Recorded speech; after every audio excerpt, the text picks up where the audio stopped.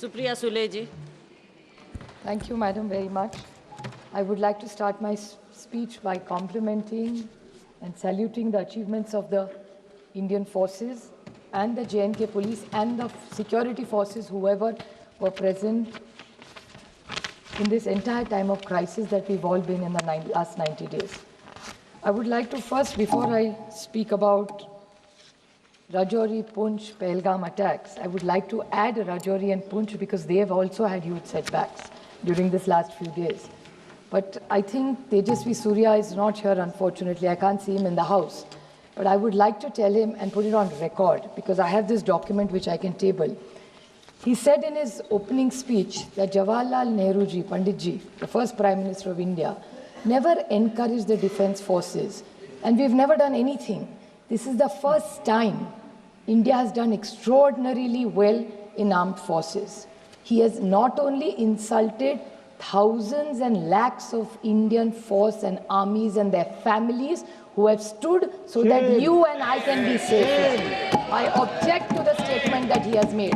And I would like to read out what he said in his speech was, oh, Indo-Pak war, what the first war was a failure. That उसके लिए failure होगा. ये जो इतिहास हमें पढ़ाने बोल रहे थे ना, खुद पढ़ो ये सर. नहीं होगा तो ये बता देती हूँ मैं. Indo-Pak war, the first time we won. Operation Polo 1948, Hyderabad into Indian Union, September 1948, is a success of the Indian Army. Operation Vijay 1961, Goa, Diu, Daman, military operation led to the liberation of the Portuguese enclaves, completing India's territorial integration, December 1961. Indo-Pakistan War 1965 successfully defended Indian borders, preventing Pakistan from achieving its strategic objectives. August-September 1965. Bangladesh liberation and Indo-Pakistan War 1971. A decisive victory of Indian Army along Mukti Bahini, liberated in Bangladesh in 13 days, leading to surrender 90,000 Pakistani troops, March 1991. This Tejasvi Surya इतिहास खुद पढ़ा नहीं होता तो ले लो. This is one thing. We may have political differences, like Sunil Tadkare ji said. He's absolutely right about this. That जब देश का सवाल आता है तो देश पहला, उसके बाद राज्य, उसके बाद पार्टी, उसके बाद फैमिली. पहले देश आता है. और जब कनिमोळी जी यहाँ है, मैं यहाँ हूँ. जब हमें किरण रिजिजू का फोन आया था, किरण जी ने मुझे सिर्फ फोन पे कहा, सुप्रिया तुमको देश के लिए 10 दिन देने पड़ेंगे. देश के लिए मैं क्या कर सकती हूँ? देश के लिए 10 दिन क्या बोल रहे हो किरण जी आप? ये माननीय प्रधानमंत्री जी का बड़ापन था कि हम सारे ऑपोजिशंस को उन्होंने लीड करने के जो विश्वास दिखाया है, यही एक सशक्त लोकतंत्र है. ये जो तेजस्वी सूर्या की छोटी सोच है ना, वो छोटी सोच हम नहीं रखते. जो अच्छा है वो अच्छा ही है. और जब देश के बारे में आता है, आप नहीं थी शैलजा जी, लेकिन ऑल पार्टी मीटिंग में हम जब गए थे तो पहली कांग्रेस पार्टी बोली थी और उन्होंने कहा था कि ये वक्त तू मैं का नहीं है. कांग्रेस पार्टी और सारी ऑपोजिशन नरेंद्र मोदी जी की सरकार के साथ पूरी ताकत से खड़ी रहेगी और हम आपके साथ हैं. आप जो निर्णय ले, युद्ध करे, कुछ भी करे, हम आपके साथ खड़े रहेंगे. और ये तेजस्वी सूर्या क्यों पता नहीं है. तो मैं ये जो नए लोग आके पता नहीं क्या क्या हमको सुना के जाते और गलत इतिहास बनाते और रिकॉर्ड पे गलत लाते, इसके लिए मुझे दुख हुआ उनके भाषण सुन के. उनके लिए बहुत अंधभक्त होते काय असेल. नदर थिंग ही सेड, एनआईए के बारे में बोल रहे थे. किसने एनआईए शुरू किया? ये तू मैं का वक्त नहीं है. इस देश के अभी सुरक्षितता की चर्चा. मैं नहीं कहूँगी हमने किया. अच्छा ठीक है, हमने किया, आपने आगे लिया, अच्छी बात है. बट एनआईए में भी गलती निकाली ये जो तेजस्वी जी ने, या मुझे विश्वास है कि ये बीजेपी की लाइन नहीं होगी, ये तेजस्वी सूर्या जी की होगी. क्योंकि जब से हम सबको उन्होंने बुलाया था, और ये जो अभी मंत्री जी मेरा मिनिस्टर डॉक्टर जयशंकर जी बोले, मैं उनकी तहे दिल से हम सब की तरफ से आभारी हूँ कि हम सबको उन्होंने चुना और विश्वास के नाते हमें प्रदेश में भेजा. और मैं सिर्फ जयशंकर जी को 2-3 छोटे सवाल करना चाहती हूँ. उन्हें बहुत अच्छा उन्होंने भाषण सबको दिया, बट मुझे 2-3 सवाल उनको पूछने हैं, बड़ी विनम्रता से पूछना चाहती हूँ क्योंकि देश के बारे में है. कि उन्होंने कहा दुनिया ने हमें सपोर्ट किया, तो आतंकवाद में तो सब करते हैं और करना ही चाहिए. बट उन्होंने मैं बड़ी विनम्रता से उनको कहना चाहती हूँ कि जहाँ हम भी गए, कि दुनिया का आप रिकॉर्ड भी देखिए, किसी ने हमारी तारीफ नहीं की, हम लड़े इसलिए, लेकिन डी एस्केलेशन जब किया हमारी बहुत प्रशंसा सबने की. तो सारी दुनिया ने डी एस्केलेशन के बारे में भारत के लिए बहुत अच्छा भी बोला। तो जब बाकी के इनके जो सांसद कहते हैं अभी घुस के मारेंगे और वो सब लैंग्वेज, वो सब ठीक है, कहने के लिए बहुत अच्छा भी लगता है, लेकिन इस दुनिया में जब लड़ाई होती है, आप भी एक महिला है, मैं जानती हूँ, संवेदनशील महिला है आप बताइए मुझे, जब हल्ला होता है तब क्या होता है? सिर्फ विधवा महिलाएं रहती है और बच्चे रहते हैं, क्या मिलता है किसी को? तो मेरे ख्याल से डायलॉग्स, टॉक्स, ये सारी बातें हम सब कह के आए कि terrorism, blood and water can not flow together. Anurag ji है यहाँ, वो रोज बोलते थे, हम 10 दिन घूम रहे थे कि cross border terrorism, terror and talks can not together. We were साथ में थे हम उसमें, मेरे ख्याल से किसी ने, और जब ऑल पार्टी मीटिंग में हम गए थे तब हमने कहा था कि अगर आप युद्ध करेंगे तो हम भारत के साथ रहेंगे, जो भी करेंगे आप। लेकिन जिस तरह से, और एक उन्होंने पूछा, एक बीजेपी के ने कि हमने अटैक किया और पहली वाली सरकार ने कुछ नहीं किया। मैं पूछना चाहती हूँ कि आपका ऑब्जेक्टिव था क्या? तेजस्वी सूर्या जी कह रहे थे कि ओ आप इतने साल कांग्रेस ने कुछ नहीं किया, वो तो भूल गए इतिहास पर क्या क्या किया। लेकिन मैं बड़ी विनम्रता से उनको पूछना चाहती हूँ कि डी एस्केलेट तो 1-1.5 साल, 1-1.5 दिन में ही हो गया, तो what was the objective of the war when he said? क्योंकि ये बहुत सारे लोग मुंबई के अटैक के बारे में बोले और बोले कि कांग्रेस ने कुछ नहीं किया। मैं बोलना चाहती हूँ, आपको पता नहीं दुख क्या होता है। पुलिस शहीद हुए 26/11 की मुंबई के अटैक में, और ओमड़े जी थे, बेचारे पुलिस थे, उन्होंने जब वो क्या उसका नाम था, कसाब को जब पकड़ा था, जिंदा पकड़ा था। तो जब कसाब को पकड़ा था, जिंदा पकड़ा था, तो पेट में गोली लगी थी, पेट में गोली लगी थी इसके, और कन्विक्टेड। और मैं एक बात बताऊं, आतंकवादी को जिंदा हमने पकड़ा था, तब हमारी, मैं नहीं कहती वो हमारा सरकार नहीं गई थी, इस देश की पुलिस थी वहां। मैं नहीं कहूंगी कि कांग्रेस ने की, कभी नहीं कहूंगी मैं कि एनसीपी कांग्रेस की सरकार थी, हमने पकड़ा, हम नहीं पकड़ने गए थे।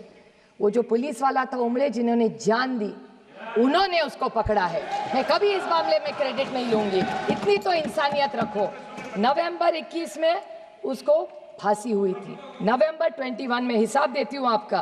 पहले कन्विक्ट हुए 2010 में, उसके बाद Mumbai high court, supreme court, mercy petition, execution carried out, और नवंबर 2021 में पूना में इसी को फांसी हुई थी, कसाब को।